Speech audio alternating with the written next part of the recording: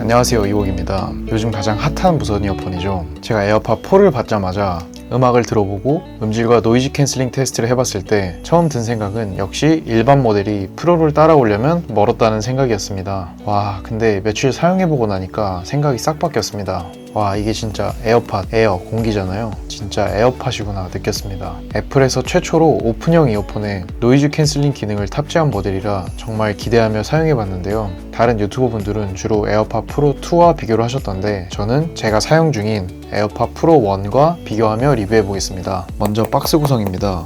케이스와 유닛으로 구성되어 있고 충전 케이블은 포함되어 있지 않습니다. 케이스는 정사각형에 가까우며 USB-C 타입 충전 포트를 지원하며 4개의 스피커홀이 있습니다.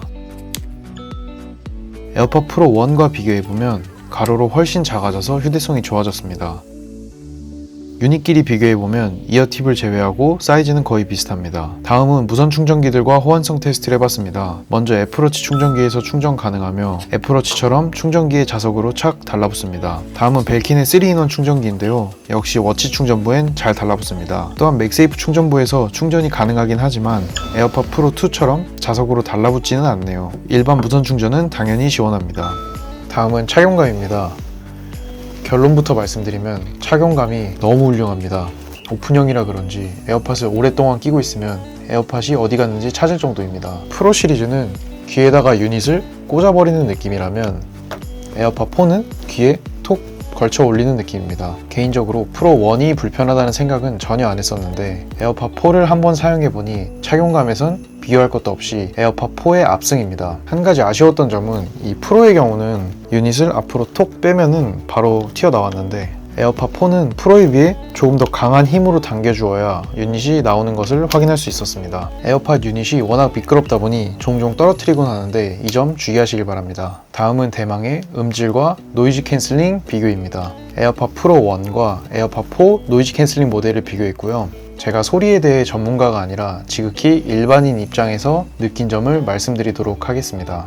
우선 전체적인 음질의 밸런스는 둘 다 좋았습니다. 다만 에어팟 4에서 좀 더 고역대가 강조된다는 느낌을 받았는데요. 좋게 표현하면 음역대가 고음 쪽으로 넓어졌고 안 좋게 말하면 고음에서 약간 찢어지는 소리가 들린다는 점이었습니다. 중역대 음에서는 거의 차이를 못 느꼈으며 저역대 쪽도 큰 차이를 못 느꼈지만 에어팟 4가 좀 더 저음을 강조한다는 느낌을 받았습니다. 프로 1의 베이스가 전체적인 곡에 묻어간다는 느낌이라면 에어팟 4는 저음이 강한 파트에서 베이스를 좀 더 증폭시켜주는 느낌을 받았습니다. 정리하면 에어팟 프로 1은 전체적인 밸런스가 좋았다면 에어팟 4는 고음과 저음을 강조하여 음역대가 넓어졌다고 보면 될 것 같습니다. 다음은 노이즈 캔슬링, 즉 ANC 성능입니다. ANC 성능은 지하철, 카페, 헬스장 등 여러 소음이 있는 환경에서 테스트해봤는데요. 제가 느끼기엔 카페나 길거리 정도의 소음에선 프로 1과 에어팟 4의 성능이 거의 유사하다고 느껴졌고 헬스장이나 지하철 같이 소음이 좀 더 큰 경우에는 프로 1이 노이즈를 조금 더 잘 잡아준다고 느꼈습니다. 프로 1의 ANC 성능이 100이라면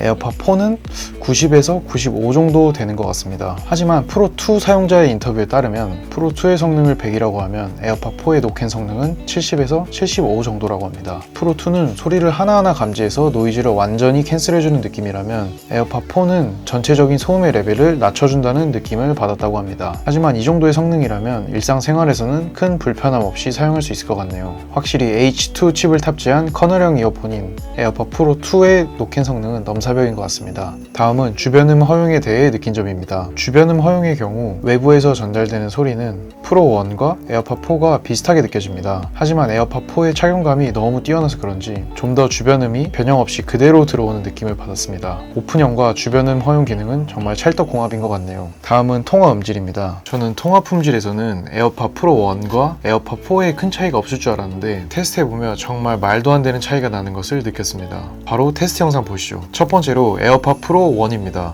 지금은 지하철 소음 환경에서 에어팟 프로 1으로 통화 녹음 중입니다. 지금은 지하철 소음 환경에서 에어팟 프로 1으로 통화 녹음 중입니다. 두 번째로 에어팟 4입니다. 지금은 지하철 소음 환경에서 에어팟 4로 통화 녹음 중입니다. 지금은 지하철 소음 환경에서 에어팟 4로 통화 녹음 중입니다. 와, 정말 할 말을 잃었습니다. 이때까지 에어팟 프로 1을 끼고 통화했던 사람들에게 미안해지는 에어팟 4의 통화 품질입니다. 에어팟 4를 사야 하는 이유가 점점 늘어나네요.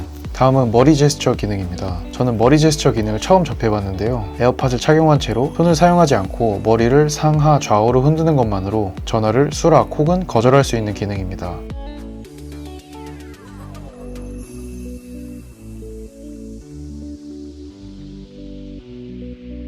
자주 사용하진 않지만 가끔 양손을 사용할 수 없을 때 유용하게 사용 중입니다. 다음은 아쉬운 점입니다. 오픈용 이어폰의 최대 난제인 소리가 밖으로 새는 현상을 테스트해봤습니다. 지하철이나 버스 환경을 고려해서 에어팟의 50% 볼륨으로 바로 옆자리에 있을 때 어떻게 들리는지 한번 확인해 보시죠.